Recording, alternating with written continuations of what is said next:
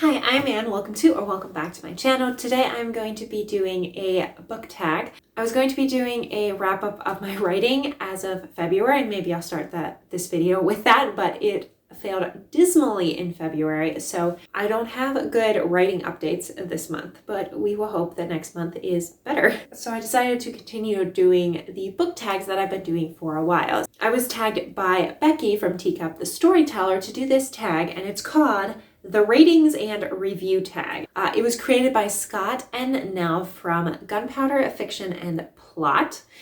And I will link both their channels down in the description. And at the end of this video, I'll go into some more of the details of why my writing was so bad this month, but the tag will be normal, and then we'll get to darker thoughts later. So number one is just tag folks, and I'm not going to tag anybody for this video. I doubt I'll tag anybody for my videos for a while.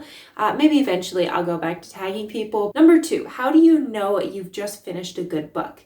Is it a thinking or a feeling response? I think it's a bit of both. So yes, my brain can analyze and say this is a well-written book, but I definitely think if that more feeling side isn't there, then I won't enjoy a book. So if it's purely emotional, I probably won't enjoy it. If I say, oh, this was a really crappy written book, but it was kind of enjoyable, I'll feel like that guiltiness for enjoying it. But then if it is that balance between this is a well-written book and I also really like this book, that's how I know I've finished a good book, if it fits in between those two different sides. Number three, when you begin to form your review/rating, what is the first question you ask yourself? I don't have a conscious question that I ask myself, but I think it's probably just like, was this book enjoyable? How were the characters? How was the plot? Was it good? Was it enjoyable? What were the weaknesses of the book? Usually I go partially by feeling for that. Number four, do you do star ratings? Why or why not? If yes, explain your star system. What does a good book get in your rating system? Is your star rating consistent? Are all your 5-star books better than all your 4-star books? If no, what? Okay, I'm going to say yes. I do use star ratings. I don't put like that much credence in them, but I like to be able to use some sort of strict system. Here's the thing, like if I read and enjoy a sci-fi versus a nonfiction history, those two are going to have very different expectations of what is a good book in them. So for me, star ratings are very vague. So that's why I like to give reviews as well on Goodreads, because yes, you have that star system rating, but then you have the review underneath. So that kind of explains like the thoughts of the reader and reviewer. So the second one is, what does a good book get in your rating system? Okay, so I go with partially feeling on this, but I do follow Goodreads. I have for about 6-7 years I've been on Goodreads. So I do 1 star, I really didn't like it. 2-star, it wasn't completely irredeemable, but it wasn't the book for me. 3-star is what I would say is as average. These are where I put the majority of books, is in the 3 stars. That means that I enjoyed it. I liked reading it, but I don't see myself ever reading it again. 4 stars means it was good. I enjoyed it. Doesn't necessarily mean I'm going to jump to reread it again, but it means that it was a very well-written book. And 5-star, I give very rarely. These are like my favorite top tier books. This is amazing. This is, yes, I'd run to reread it again. That's basically how I categorize my system. And then, is your star rating consistent? No, not at all. My star rating is completely based on feeling and logic and all over the place, honestly, because there have been, especially since my reading is constantly changing. So like if you look at books that I reviewed like 3 or 4 years ago, they're totally different than the like system I use nowadays for reading and reviewing. So yeah, no consistency from me. That's great. Are all your 5-star books better than all your 4-star books? It would be hard to define better because for me, they would be better, yes. But that doesn't necessarily mean they are better from a written standpoint. Like you may have some 4 reads that I personally didn't like as much, but that were better written than some of my 5 stars. All right, now we get to number 5, finally. Geez, that was a long one. Do you believe every book has its perfect reader? Does this contradict the idea that a book can be bad? I talked about this in my last Wednesday video where I talked about how I may think a book is bad, but that doesn't mean it is necessarily bad. There's very few books out there that I think that are objectively bad. You know, a perfect example that I always think of is The Great Gatsby, because I personally do not like that book. However, if you look at it from a objective standpoint, it is a very well-written book. So there are a lot of books that are like that I may think are bad because I didn't really enjoy them, but they're not bad. So yes, I think every book has its reader, but that doesn't also say anything about quality because no offense, but like 50 Shades of Grey was super popular and the quality of that writing was very low. So number 6, what book that you hated have you recommended? I don't think I've recommended a book that I hated. Why would I do that?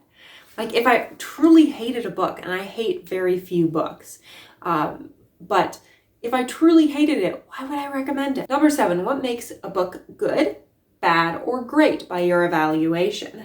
Ooh, hard to say because again, if we're talking about genre, different genres have different expectations for me, especially since I haven't read a whole lot of fantasy and sci-fi, so my understanding of the genre is like way down. Because of that, my expectations are lower when I read a sci-fi or a fantasy. However, when I read like a historical novel or a nonfiction, my expectations are way higher. So I may be more critical of those books and say, well, this is kind of a bad book, when like someone who doesn't know much about that historical era may say, this is an amazing book. So I think my evaluations change depending on the genre. But usually in fiction, I look for good characters, good plot, and thought-provoking stories. I guess that's the best way to put it.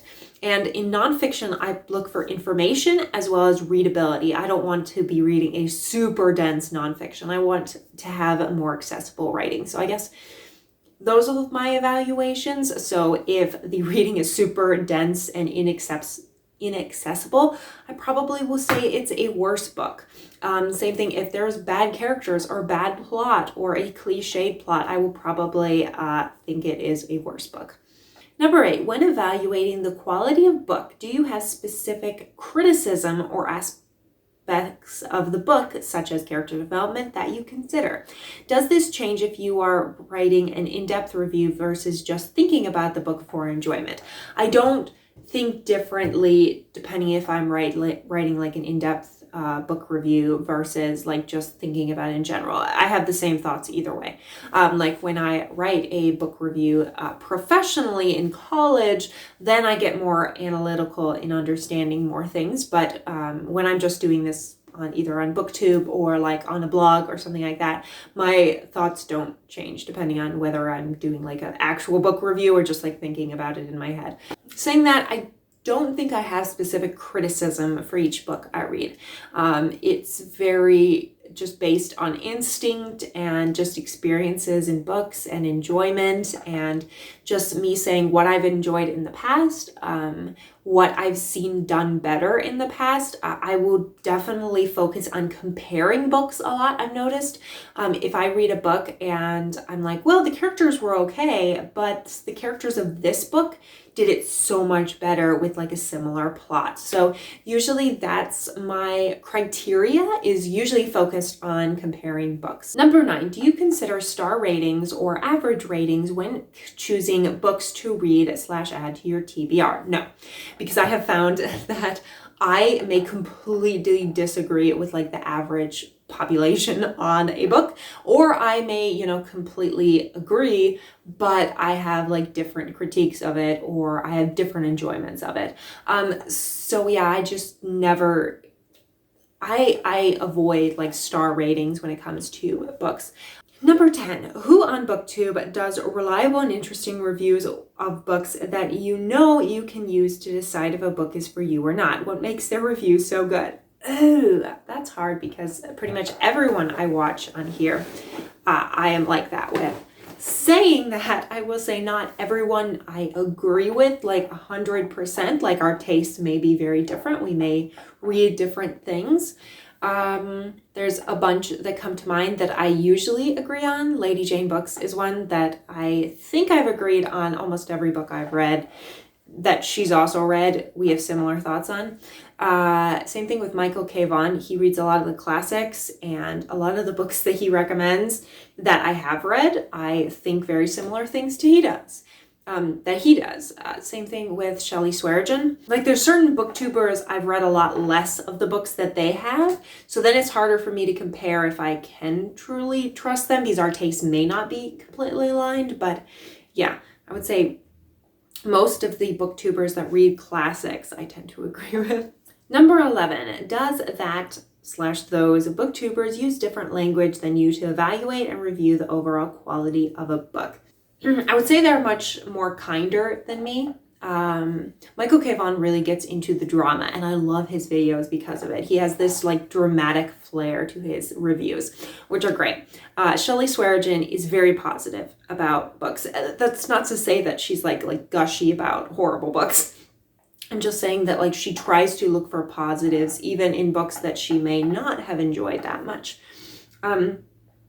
Lady Jane Books is just brutally honest, but I would say she probably uses more similar language that I do to evaluating books. So yeah, I mean, there's small variations, but I think a lot of people on BookTube do go by instinct when it comes to evaluating books. So that's all very similar.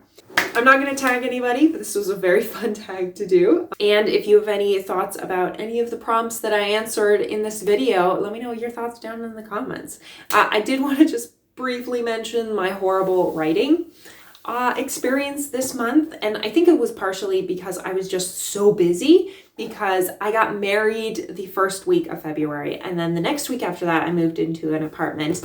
And since then, I've just been so busy with doing just basic things. The apartment wasn't super well cared for. So I'm doing a lot of like deep cleanings, and they put in new flooring throughout the entire apartment. And the flooring is just beautiful. However, the bathroom needed a little bit of work. They like refinished the tub, which I don't know how long that's gonna last, but the toilet was filthy. So I spent like an hour cleaning that one day. And like I need to do a thorough job cleaning the windows, and I've been putting together a bunch of furniture we've gotten, and like just doing basic stuff like going grocery shopping. We were supposed to have a dishwasher and we do not, so I've also been doing all the dishes by hand. So there's a lot of things that have just been like overwhelming me, and I also want to spend more time with my husband. So I think that's part of the reason, but also I just have not been into the story I was writing. Like for the first, I'd say couple weeks of February, I was working hard to write. Maybe I would miss like 3 or 4 days in total, but like I would always come back to it. But I always felt like I was forcing myself to write, and I'm not sure what was going on. It felt like the plot wasn't progressing, the characters weren't progressing, I really wasn't enjoying it. So at about the halfway point of February, I was like, this is ridiculous. I need to stop doing this. So I just started to like write different books and just see if, well, maybe I can write something else, another genre, and just like, and it just has not been clicking at all. Every time I sit down and like start another story or something, I've tried like poetry, I've tried short stories, and I just cannot get back into writing. I want to retry in March, try to work and like do better, but we'll see how that goes. So if you like this video, like, subscribe. I post every Saturday and Wednesdays at 6 p.m. Eastern time, and I will see you all in the next video. Bye.